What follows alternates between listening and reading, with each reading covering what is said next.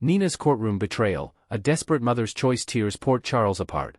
The walls of the Port Charles courthouse have witnessed countless dramatic moments, but nothing could have prepared the residents for the shocking turn of events that unfolded during Nina Reeves and Willow Tate's arraignment.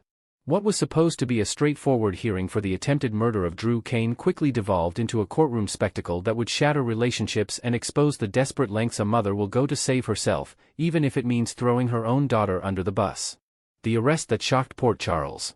The drama began when both Nina and Willow found themselves in handcuffs following the shooting of Drew Cain. Drew had been shot twice in the back, and investigators immediately turned their attention to those with the strongest motives. Willow, who had been spiraling emotionally after losing custody of her children Wiley and Amelia to her ex-husband Michael, quickly became a prime suspect. Her whereabouts during the shooting were unaccounted for, and she had been missing from her nursing shift at General Hospital that night, returning soaking wet from the rain. Nina, in a maternal instinct to protect her daughter, had provided Willow with an alibi, claiming they had been walking together at the time of the shooting. It seemed like the perfect cover, a mother vouching for her daughter. But in the age of surveillance cameras and digital footprints, lies have a way of unraveling quickly. Security footage from Nina's building proved conclusively that Nina had been inside during the shooting and only left afterward, completely dismantling her story. The false alibi led to Nina's arrest for conspiracy to commit murder and providing false information to law enforcement.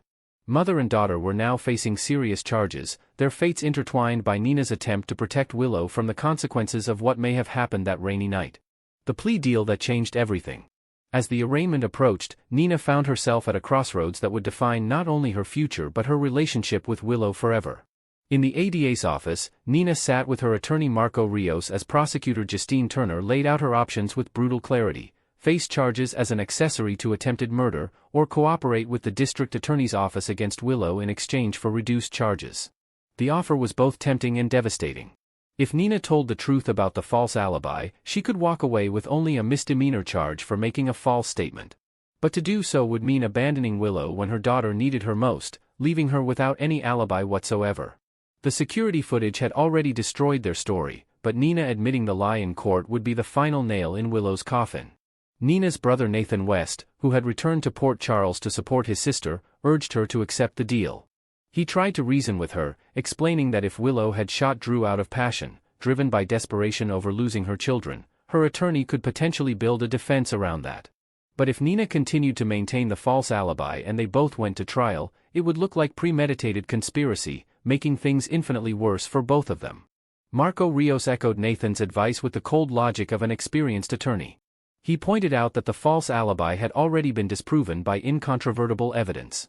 Continuing to stick to a lie that everyone knew was false wouldn't protect Willow, it would only ensure that Nina went down with her. The prosecutor had the evidence, and they had the motivation to make an example of both women. Nina's choice was clear: save herself by telling the truth, or go down with Willow by clinging to a lie that was already exposed. The moment of betrayal. The courtroom was packed with onlookers when Nina and Willow's arraignment began. Family members, friends, and the curious residents of Port Charles filled every seat, sensing that something explosive was about to happen. Nathan sat close by, his presence a reminder of the counsel he had given Nina. Willow sat beside her attorney, her face a mask of fear and uncertainty, while Drew watched from the gallery, his back still healing from the bullets that had torn through him.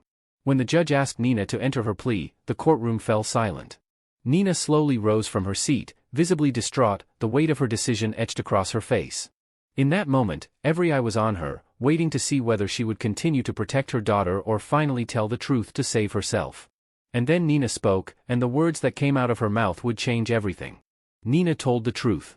She admitted that she had lied about being with Willow that night. She confessed that she had fabricated the alibi in a desperate attempt to protect her daughter from being charged with attempted murder.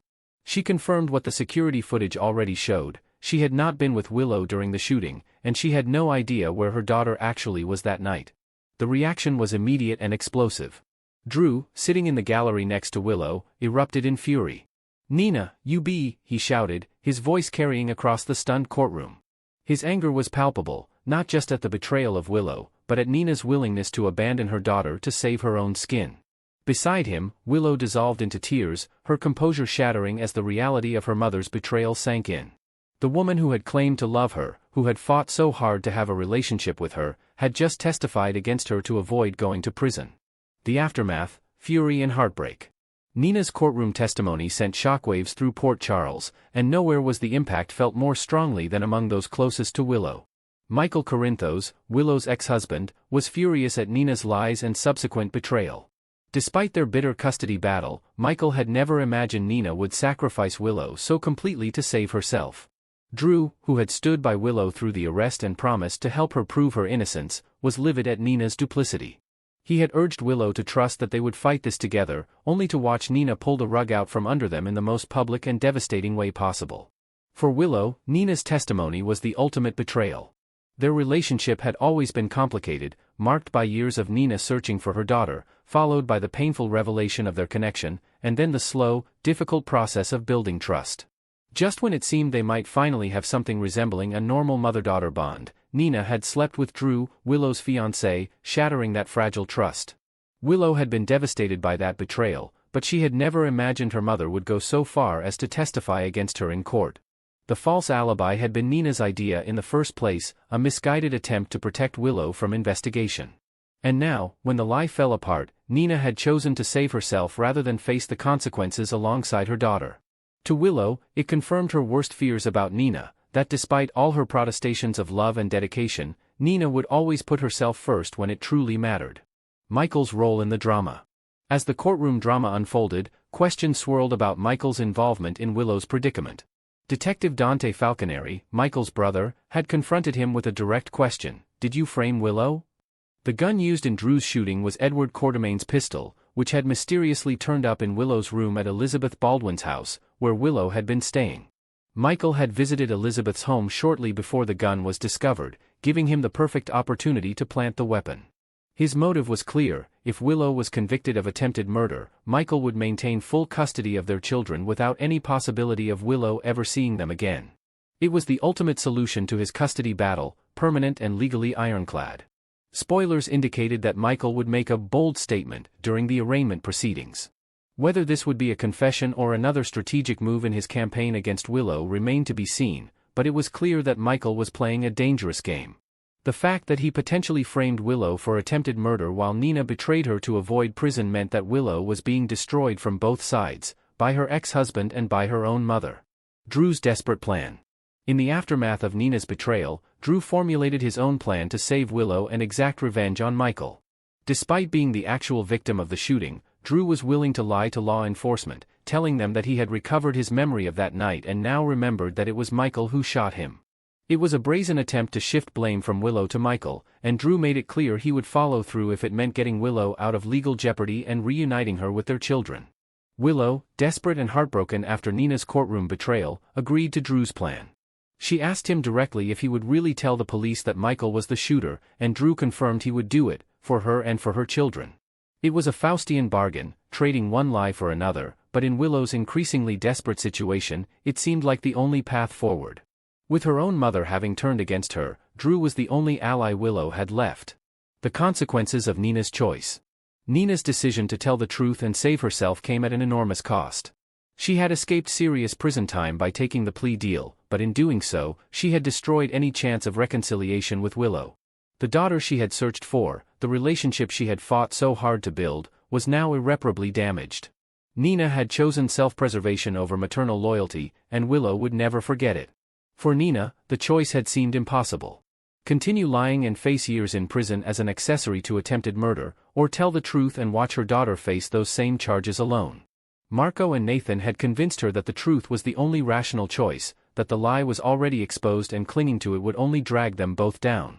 But rational choices and emotional consequences are two very different things, and Nina would now have to live with the knowledge that when it mattered most, she had abandoned her daughter to save herself.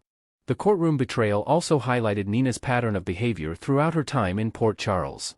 Time and again, Nina had made choices that served her own interests, even when they hurt those she claimed to love. Her affair with Drew while Willow was engaged to him had already demonstrated this tendency, and now her courtroom testimony confirmed it in the most public and painful way possible. Despite years of trying to reform herself and be a better person for Willow's sake, when faced with real consequences, Nina had reverted to her old ways. A family torn apart. The fallout from Nina's testimony rippled through the interconnected families of Port Charles. Michael, Drew, and Willow, already entangled in a bitter custody dispute and romantic drama, were now united in their fury at Nina's betrayal. The Quartermain and Corinthos families, never far from drama, found themselves at the center of yet another scandal that would dominate Port Charles gossip for weeks to come. Nathan West, who had encouraged Nina to take the plea deal, found himself in an uncomfortable position.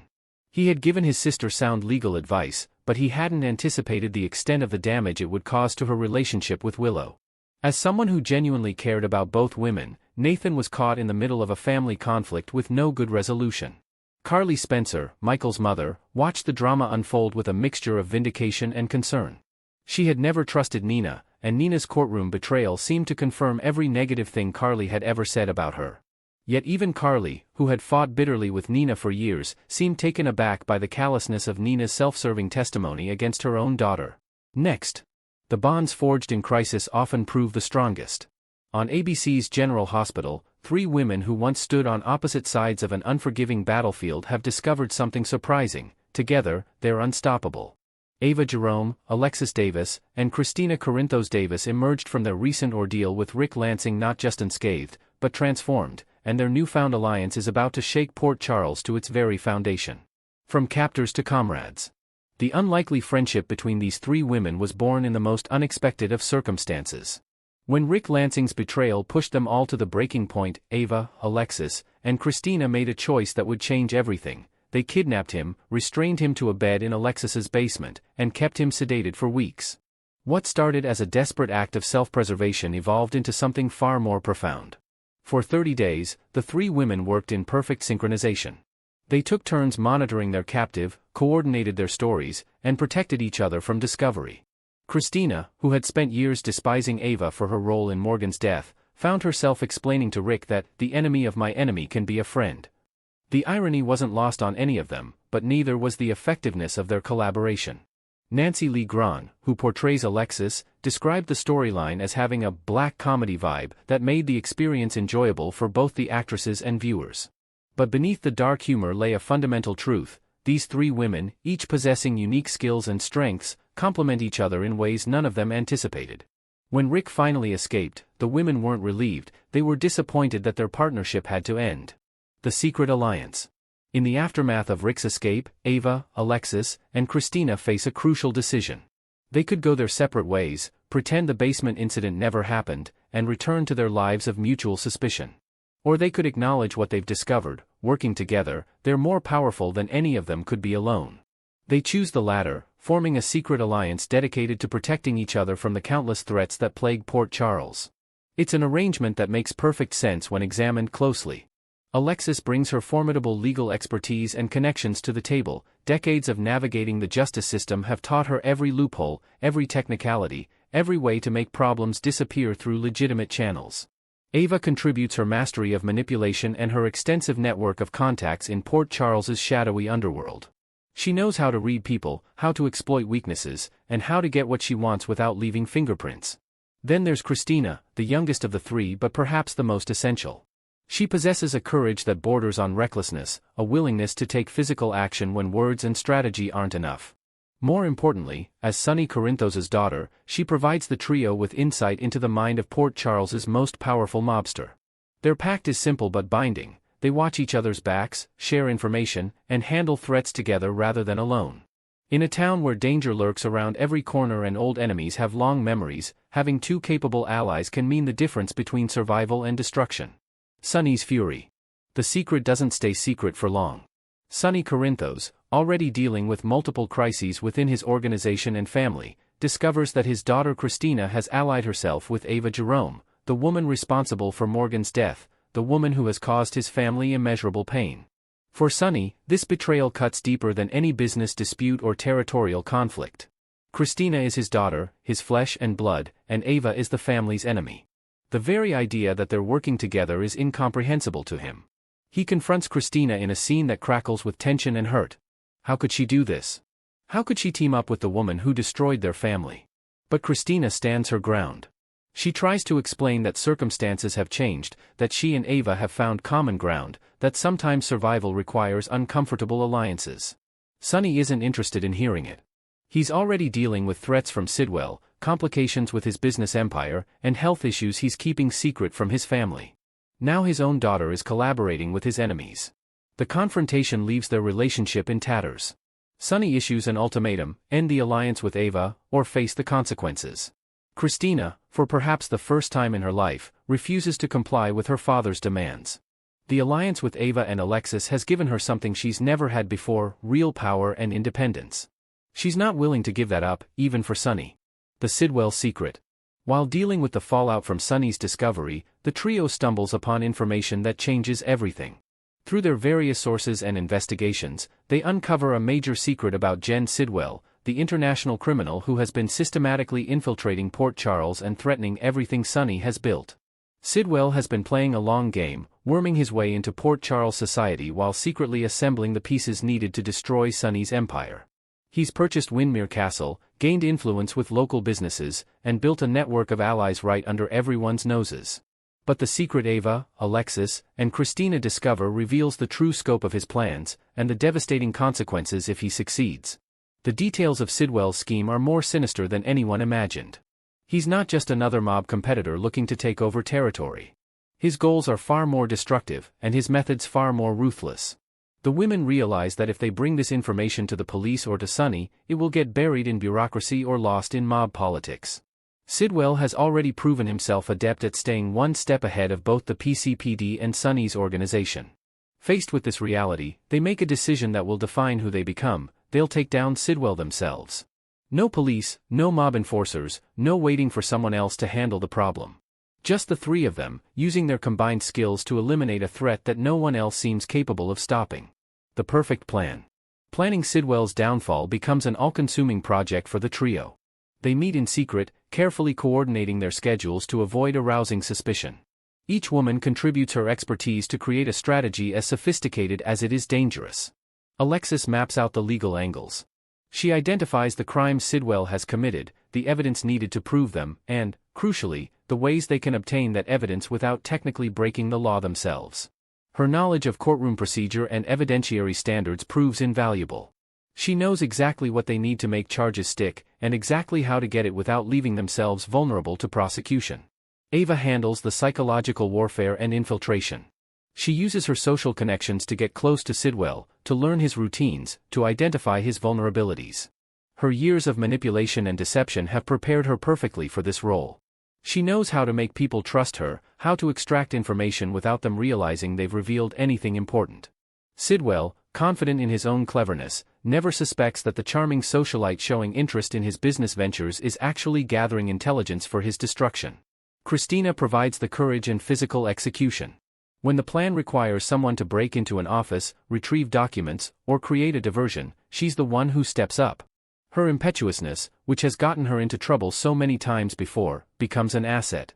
She's willing to take risks that Alexis and Ava, both more cautious by nature, would hesitate to attempt. Together, they create a plan that's equal parts legal maneuvering, psychological manipulation, and direct action. It's sophisticated, it's risky, and it just might work. Mission gone wrong. The operation begins flawlessly. Ava successfully distracts Sidwell at a social function while Christina infiltrates his office at Windermere Castle. Alexis monitors from a remote location, coordinating their movements and watching for any signs of discovery. Everything proceeds exactly according to plan, until it doesn't. Christina encounters an unexpected security measure, or one of Sidwell's associates returns at the wrong moment. In the ensuing confrontation, she's seriously injured. The details of exactly what happens remain chaotic: a struggle, a fall, perhaps a weapon, but the result is clear: Christina is down and bleeding, and time is running out. Ava receives the emergency signal and faces an impossible choice. The mission is almost complete, they're minutes away from obtaining the evidence that will destroy Sidwell and protect Port Charles from his machinations. All she has to do is let Christina handle her own escape while she completes the final phase of the plan. It's what Christina would tell her to do: finish the mission, get the evidence, worry about rescue later. But in that moment, Ava realizes something fundamental has changed. Christina isn't just an ally of convenience anymore. Somewhere during the weeks of working together, of protecting each other, of building something none of them expected, Christina has become a friend. More than that, she's become family in a way that transcends blood and history. Ava abandons the mission. She goes to Christina, helps her escape, and gets her to safety. The evidence they worked so hard to obtain is left behind. The plan to take down Sidwell fails. But Christina survives, and for Ava, that's the only thing that matters. The moment is witnessed by Alexis, who watches through surveillance feeds as Ava makes her choice. Later, when Christina is recovering and the three women regroup to assess the damage, none of them need to discuss what happened. They all understand, their alliance has evolved into something deeper and more permanent than strategy. They're not just using each other anymore. They're genuinely protecting each other. The birth of Port Charles's anti-heroes. The failed mission against Sidwell doesn't end their campaign, it refines it. Ava, Alexis, and Christina regroup, learn from their mistakes, and continue their work. But something has fundamentally shifted in how they operate and how Port Charles perceives them. Word begins to spread about three women operating outside the traditional power structures, taking action when the police can't or won't, protecting people who fall through the cracks of official justice. They're not heroes in the conventional sense, their methods are questionable, their respect for legal niceties is minimal, and their motivations are as much about self-preservation as altruism. But they're effective, and in Port Charles, that counts for a lot. They become the city's anti-heroes, operating in the gray areas between law and criminality, between vigilante justice and mob enforcement. When someone poses a threat to innocent people but remains untouchable through legal means, the trio finds a way to stop them. When a powerful figure abuses their position without consequences, Ava, Alexis, and Christina ensure that consequences arrive. Their operations are careful and calculated. Alexis ensures they never cross lines that would make them genuine criminals. Ava makes certain they protect themselves from retaliation. Christina provides the conviction that what they're doing, despite its moral ambiguity, is necessary. They're not trying to replace the police or rival Sonny's organization. They're filling a niche that neither can address, protecting people from threats that operate just outside the reach of official justice. The residents of Port Charles begin to whisper about them. Some view them with suspicion and fear. Others see them as a necessary force in a city plagued by corruption and violence. But everyone recognizes that the alliance between Ava Jerome, Alexis Davis, and Christina Corinthos Davis has created something new and unpredictable.